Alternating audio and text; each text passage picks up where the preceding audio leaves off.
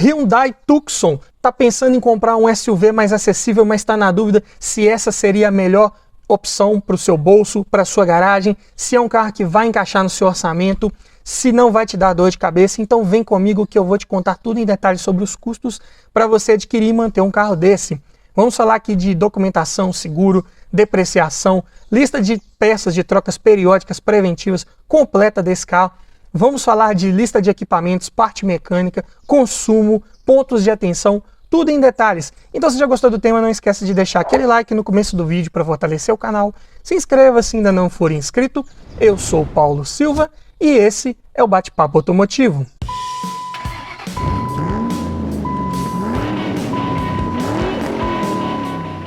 A Tucson aqui em análise é na versão GL de entrada com motor 2.0 16 válvulas, tração dianteira, gasolina e câmbio manual, ano 2005, o primeiro ano da Tucson aqui no Brasil.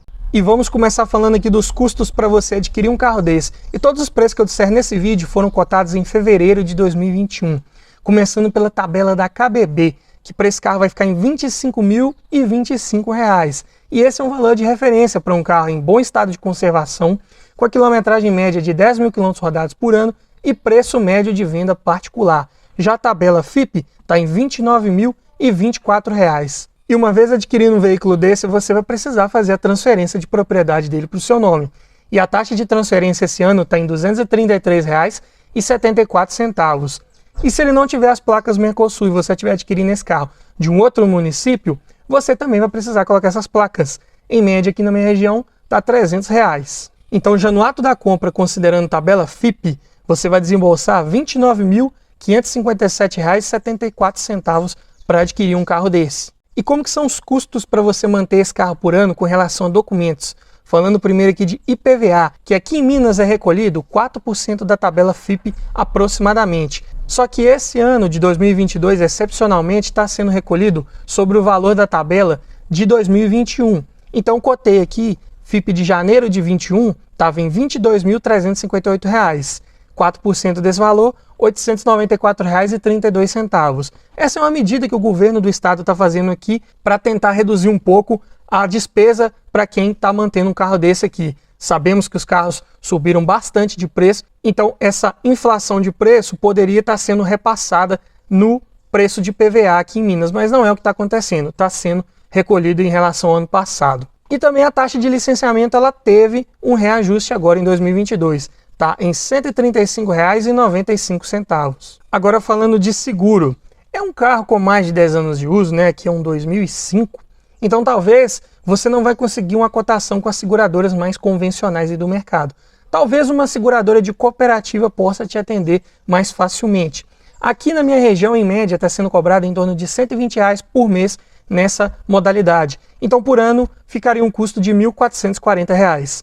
Depreciação agora, pegando o valor dele de tabela de 3 anos atrás, era R$ 22.861. Diminuindo o valor atual, dividindo por 3, esse carro teve uma inflação média por ano nos últimos 3 anos de R$ 2.054,33. Em valores absolutos pode não parecer muita coisa, mas em percentual sim. 7,08% de inflação média por ano nos últimos 3 anos. Um carro muito procurado no mercado de usados, aí na categoria dos SUVs. Então isso também pode ser uma vantagem lá na frente quando você pensar em revender um carro desse. Então, somando todos os custos aqui envolvendo documentação, seguro e descontando a inflação que esse carro teve no seu preço, ele vai te custar por ano R$ 415,94, o que dá por mês R$ 34,66. Então, um carro que hoje em dia está com a documentação bem mais acessível. Olha só, IPVA, um preço mais em conta, né? Um carro aí na faixa dos R$ 30 mil. Seguro também, se você conseguir um seguro de cooperativa, pode ficar num preço mais acessível. Também com relação à inflação que esse carro teve, quem comprou ele há 2, 3 anos atrás e quer vender ele agora, com certeza vai ter um ganho aí em relação ao valor. Porém, se você comprar ele agora e daqui uns 2, 3 anos os preços de carros novos e usados começarem a cair, se isso ocorrer, aqui também veremos uma desvalorização. Então, fique atento nesses detalhes, mas é algo que se acontecer, vai acontecer para todos os carros. Mas vamos falar agora de manutenção. Como que é a cesta de peças de trocas preventivas da Tucson 2.0? Mas antes eu tenho um recado para você.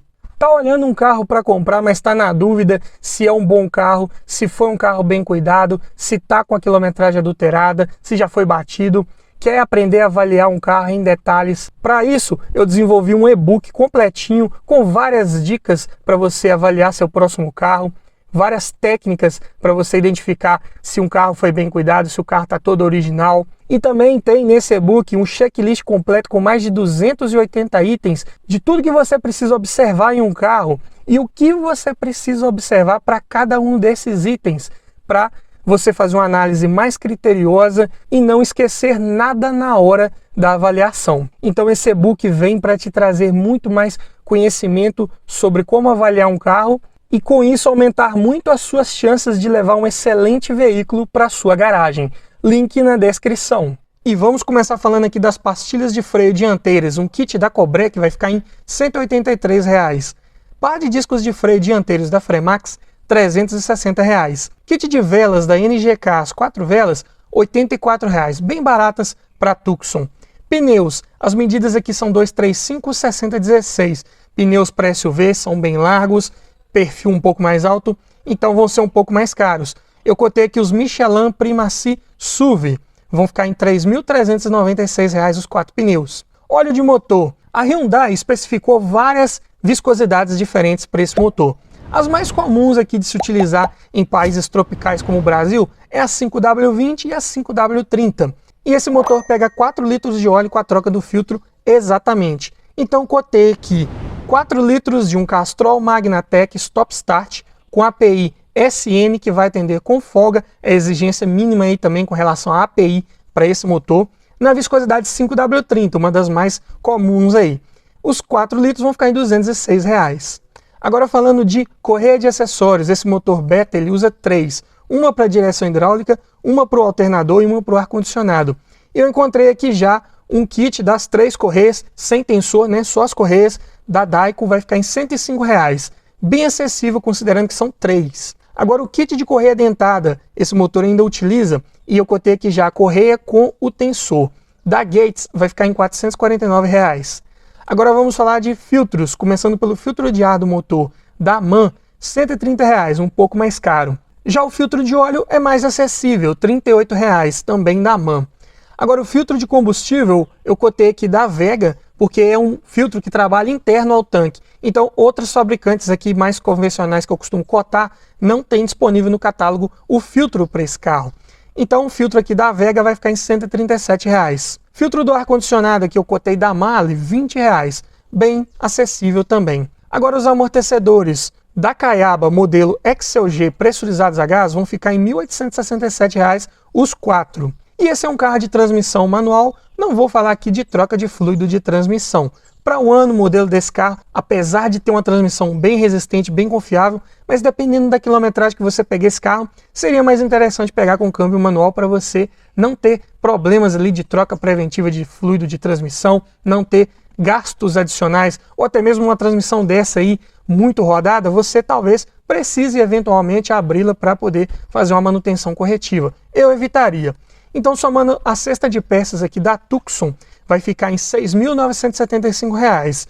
Um pouco cara de manter, considerando um carro de R$ 30 mil, mas, volto a dizer, é um SUV de porte médio, motor maior, pneus maiores também, mais largos, tudo isso aí pesa um pouco. O que mais pesou aqui, eu diria, foram os pneus, né? Amortecedores estão na média, considerando o peso e a categoria desse carro, então tudo certo. Mas vamos falar agora dos custos envolvendo abastecimento, falando primeiro aqui do custo do tanque cheio. É um motor apenas a gasolina, e a gasolina aqui na minha região está em média R$ 7,19 o litro. E esse carro tem um tanque de 58 litros, então você vai gastar R$ 417,02 para enchê-lo. E o consumo, falando aqui em dados de ficha técnica, na cidade esse carro faz 8,5 km por litro, na estrada 10. Dependendo da sua forma de guiar, se andar de forma mais tranquila, talvez consiga ali uns 10,5, 11 no máximo, não deve passar muito disso. Falando agora de autonomia, ainda em dados de ficha técnica, com o tanque cheio na cidade, esse carro pode rodar 493 km, na estrada 580. Apesar do tanque ter dimensões médias, tendendo a ser um pouco grande, mas o consumo é alto, então a autonomia fica um pouco prejudicada. Mas como vinha essa Tucson equipada nessa versão GL, né, de entrada, de série já contava com direção hidráulica com ajuste de altura, vidro elétrico nas 4 portas, travas e retrovisores elétricos, alarme, rodas de liga leve, ar-condicionado, farol de neblina e encosto de cabeça para os 5 ocupantes. E ainda tinha opcional disponível de bancos de couro e duplo airbag frontal. Porém, o sistema de som é de época, apenas CD player. Mas vamos falar agora de parte mecânica. Motor Beta Hyundai, de duplo comando de válvulas no cabeçote, bem resistente, confiável, de simples manutenção e que não quebra com facilidade. Um motor muito bom, com os comandos acionados por correia dentada e variador de fase no comando da admissão. Então, um carro um pouco mais esperto em baixos giros. E isso faz esse motor gerar 142 cavalos a 6.000 RPMs e 18,8 kg de torque a 4.500 RPMs. Então, mesmo com o variador de fase no comando de admissão, fazendo esse carro ter um pouco mais de rendimento em baixos giros, o torque máximo vem num giro mais alto, olha só, 4.500 RPM. Então, dependendo da situação, se você tiver com esse carro carregado de bagagens mais passageiros, pode ser um pouco mais lento nas respostas, até porque já é um carro bem pesado por si só, 1.535 quilos. Então a relação de peso-potência aqui está em 10,8 quilos por cavalo.